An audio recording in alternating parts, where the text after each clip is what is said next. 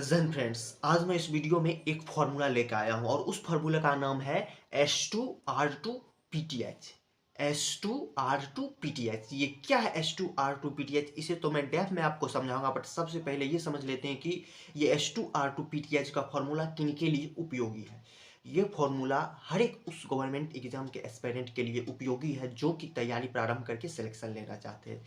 चाहे आप यूपीएससी की तैयारी कर रहे हो, स्टेट पीसीएस की तैयारी कर रहे हो, एसएससी की तैयारी कर रहे हो, बैंक पीओ किसी की भी, यदि आप इन फॉर्मूलाज और इन स्टेजेस से गुजरते हो तो आपका सिलेक्शन 100% होने की गारंटी हो जाती है। यदि आप 90% आप स्ट्रगल कर लिए और गारंटी है तो 5% बढ़ सकता है। और 5% मतलब समझते हो कि आपका जॉब की गारंटी सिक्योर है। तो चलिए जानते हैं कि ये H2R2 और PTH का फॉर्मूला क्या है। पहला S सिलेबस हो गया, दूसरा एस आपका स्ट्रगल हो गया, S2 हो गया, उसके बाद है हमारा R2। तो पहला R आपका रिसोर्सेस हो गया और दूसरा R आपका हो गया आपकी रिस्पॉन्सिबिलिटी। हमारा पहला P हो गया PYQ, T हो गया टाइम टेबल और H हो गया आपकी हेल्थ, आपका स्वास्थ्य। तो चलिए हम विस्तार से जानते हैं ये H2R2PTH की रणनीति क्या है। पहला S यानी सिलेबस। यदि आप यूपीएससी की तैयारी कर रहे हो तो आपको सर्वप्रथम यूपीएससी के सिलेबस के बारे में एक विस्तृत जानकारी होनी चाहिए कि यूपीएससी क्या है, ये कितने स्टेजेस में एग्जाम कंडक्ट करती है, कौन कौन से पेपर होते हैं, कितने पेपर होते हैं, किस किस पेपर में कौन कौन से सब्जेक्ट्स पूछे जाते हैं। तो मैं आपको मोटा मोटी व्यू दे देता हूँ। ऐसे मैंने अपने चैनल पे वीडियो इस बात के डाल रखे हैं, आप उसे देख सकते हैं और मैं आपको बता देता हूँ। यूपीएससी 3 स्टेजेस में एग्जाम कंडक्ट करती है, prelims, mains and interview. Prelims में 2 पेपर होते हैं, मेंस में 9 पेपर होते हैं और इंटरव्यू आपका व्यक्तित्व की परीक्षण है। तो सर्वप्रथम आपको क्या करना है कि इसका सिलेबस देखना है। उसके बाद प्रीलिम्स में जो 2 पेपर होते हैं, जीएस और सीसेट का, तो जीएस में कौन कौन से सब्जेक्ट्स पूछे गए हैं, सीसेट में कौन कौन से पूछे जाते हैं, ये सभी आपको देखने हैं। 9 जीएस में कैसे कैसे प्रश्न रहते हैं, किस किस सब्जेक्ट्स के रहते हैं, ऑप्शनल कितने रहते हैं, ये सभी आपको देखना है।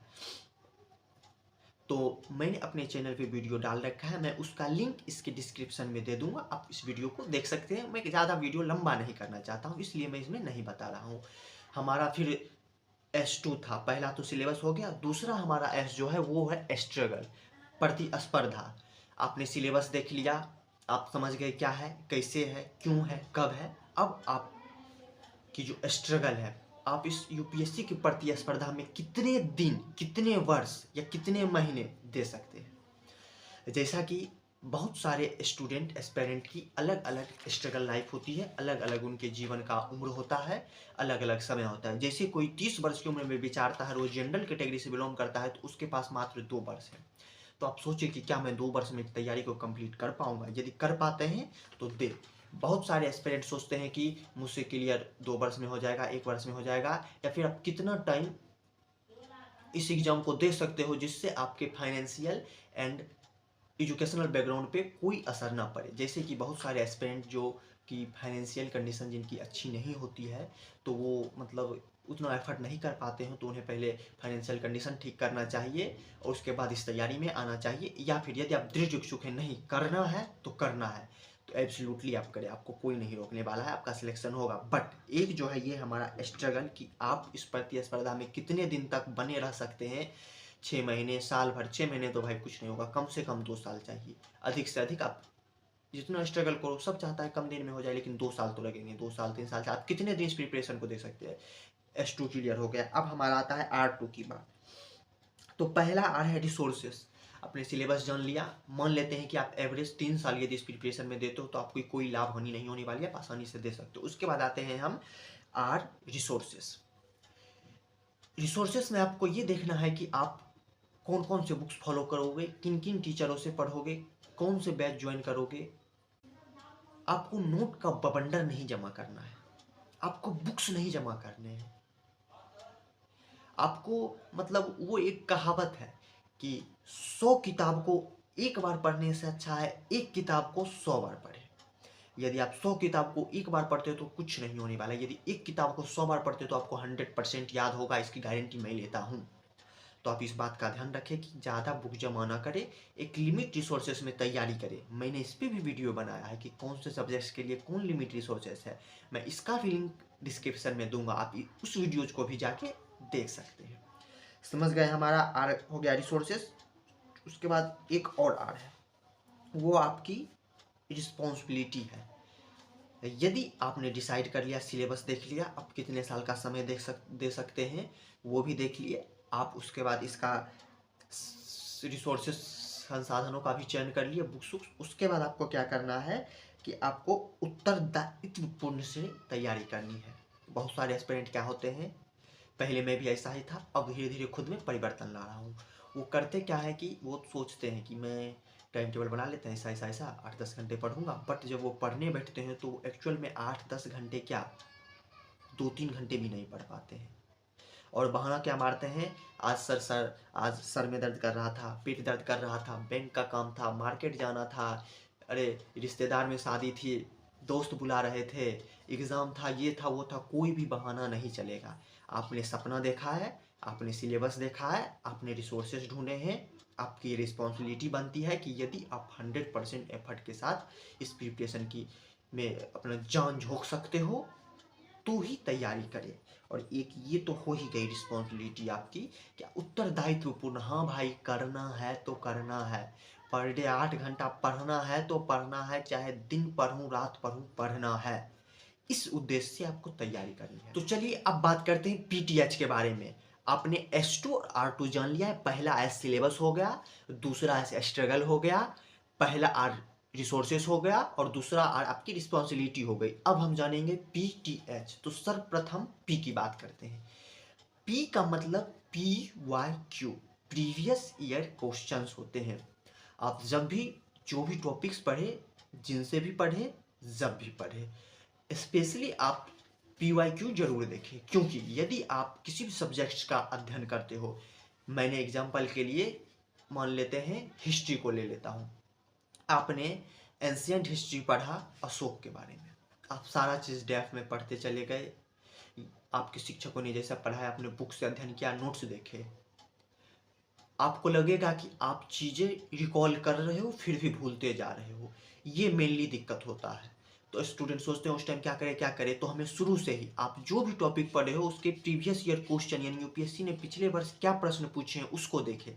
तो आप देखोगे कि आपके सिलेबस के हर टॉपिक्स, हर चैप्टर्स, हर कोर्स से यूपीएससी पहले से क्वेश्चन पूछ चुकी है। और यदि आप वो क्वेश्चन पढ़ोगे, आपने पहले से रिवीजन कर रखा है, क्वेश्चन पढ़ोगे, ऑप्शन देखोगे, तुरंत दिमाग में करंट लगेगा, अरे हाँ इसका ऐसे ऐसे ऐसे होगा, आप क्वेश्चन को सॉल्व करोगे, सही हो गया, बहुत खुश। बट यदि गलत होता है, सही उत्तर जाने, गलत क्यों हुआ इसका कारण देखें, फिर आगे बढ़े। यदि आप इस प्रकार प्रीवियस ईयर क्वेश्चन को, और ऐसा ही आपको मेंस में भी करना है, आपने पूरा पढ़ लिया, मान लेते हैं हिस्ट्री, मॉडर्न हिस्ट्री में आपने 1857 की क्रांति की पृष्ठभूमि तैयार कर ली। अब देखिए कि उस पृष्ठभूमि से यूपीएससी कैसे प्रश्न पूछ रही है, किस किस स्तर से पूछ रही है, किस व्यू से पूछ रही है, सारे व्यू क्लियर करते चले जाए, आपका एक दिन प्रिपरेशन कंप्लीट पक्का होगा। ये हो गए पी की बात। अब करते हैं टी की बात।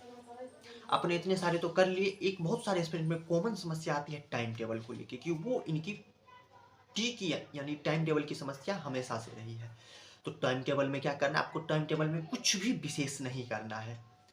आप यदि अभी बिगिनर हो तो शुरुआत में आपको 2 जीएस के सब्जेक्ट पकड़ लेने हैं और उसे पढ़ना है। जब आपके 2-3 जीएस कंप्लीट हो जाए तब तक आपको लगने भी लगेगा कि आप कौन से ऑप्शनल सब्जेक्ट्स को लेने वाले हो, और यदि डिसाइड हो जाए उसके बाद ऑप्शनल को पढ़ना शुरू करें। तो यदि जैसे मैं मान रहा हूँ कि आप बिगिनर हो, तो आप एक दिन में 2-2 घंटे के 2 स्लॉट बांध ले 2 जीएस सब्जेक्ट्स के लिए, और सर्वप्रथम history, geography, polity, economy, ecology and environment, general science, या जिसे आप साइंस एंड टेक कहते हैं, इन 5-6 सब्जेक्ट्स को बेसिक्स जो है उसे कवर करें। आप समझ गए, टी मतलब टाइम टेबल। तो सर्वप्रथम आपको 2 घंटे जीएस के लिए देने हैं, और आजकल के ट्रेंड को देखते हुए जो सीसेट के प्रश्न के स्तर जो बढ़ते जा रहे हैं, तो आपको सीसेट के लिए भी अलग से 1 घंटा पर डे अभी से ही देना है।